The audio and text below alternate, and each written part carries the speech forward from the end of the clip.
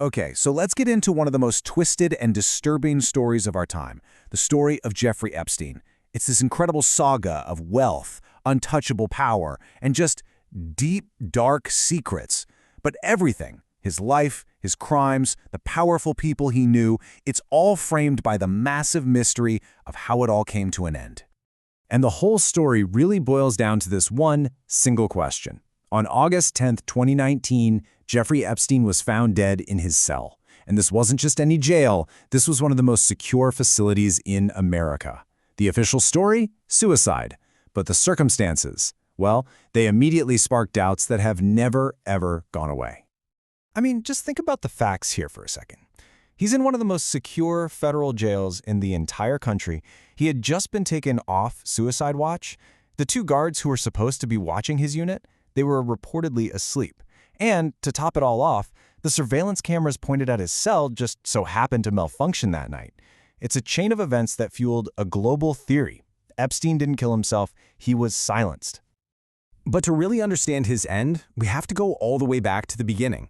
Who was this guy? And how does a former high school math teacher build an empire so powerful that his death would ignite conspiracy theories all over the world? Believe it or not, his journey starts in the 1970s, teaching math at a prestigious private school. But his real goal was always Wall Street. And it turns out he had this incredible knack for networking, for getting billionaires like Leslie Wexner to trust him. So by managing their gigantic fortunes, he raked in huge commissions and built powerful friendships, which really laid the foundation for his own kingdom. And his wealth wasn't just numbers on a screen. It was a global empire of pure opulence. He owned one of the largest private mansions in all of Manhattan, a massive 75,000-acre ranch out in New Mexico, a fancy apartment in Paris, and most infamously, his very own private island in the Caribbean. And that was Little St. James, which the world would soon know as Epstein Island. It was this 72-acre private paradise with luxury villas, docks, a helicopter pad, the whole shebang. But there were also really unsettling things. Strange statues, a weird temple-like building, and these persistent rumors of a network of underground tunnels. And the big question was always, what were they for? But see, Epstein's power didn't just come from his money. It came from the people he surrounded himself with, a true who's who of the global elite. And his main way of getting these powerful people around was his private jet, a Boeing 727. The media gave it a seriously chilling nickname, the Lolita Express, based on flight logs that showed all these high-profile passengers taking trips with him to his properties all over the world. The names linked to him are just staggering. You look at the flight logs, public records, and you see former presidents like Bill Clinton and Donald Trump, British royalty like Prince Andrew, tech titans like Bill Gates, and a ton of Hollywood celebrities. He wasn't just near power, he had built a social network at the absolute highest level. And for some of them, that association was absolutely devastating. I mean, look at Prince Andrew. His friendship with Epstein led to public accusations, forced him to step down from his royal duties, pay a multi-million-dollar settlement to a victim, and eventually get stripped of his royal titles. It just goes to show you the toxic fallout of being in Epstein's orbit. And that brings us to an even darker question. Were all these people just his friends, or was something much more sinister going on? When the FBI raided his homes, they reportedly found stacks of CDs and photos, which sparked theories that Epstein was systematically blackmailing his powerful guests to keep his influence and his protection. Because beneath all the glamour, the parties, and the powerful names was a horrifying truth. Epstein was running a sophisticated criminal enterprise, and it was all centered on the abuse of underage girls. And he wasn't alone. Epstein, he was the mastermind, using all his wealth and power to prey on his victims. But the key architect of the whole operation was his longtime partner, Ghislaine Maxwell. Her job was to be the recruiter, using her social status to lure vulnerable young girls with promises of money, jobs, and a better life. The road to holding them accountable was incredibly long and full of setbacks.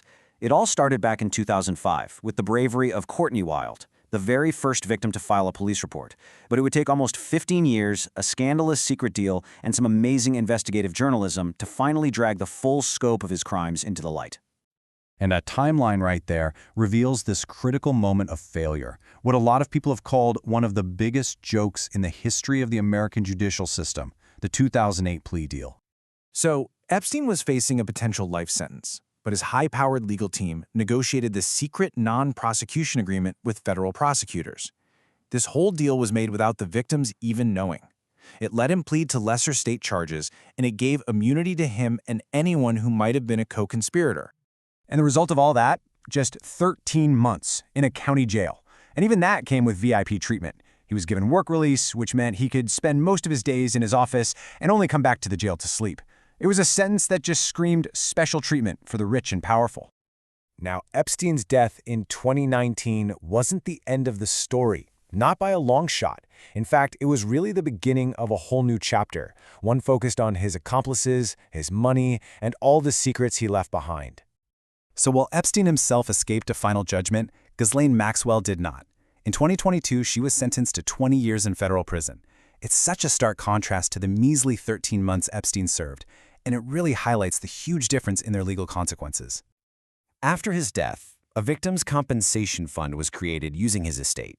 To date, it's paid out over $121 million to more than 150 survivors. It's a measure of financial justice, even if the man who caused their pain was already gone. The public outcry for transparency has been absolutely massive. In early 2024, a judge ordered thousands of pages of court documents from a lawsuit to be unsealed.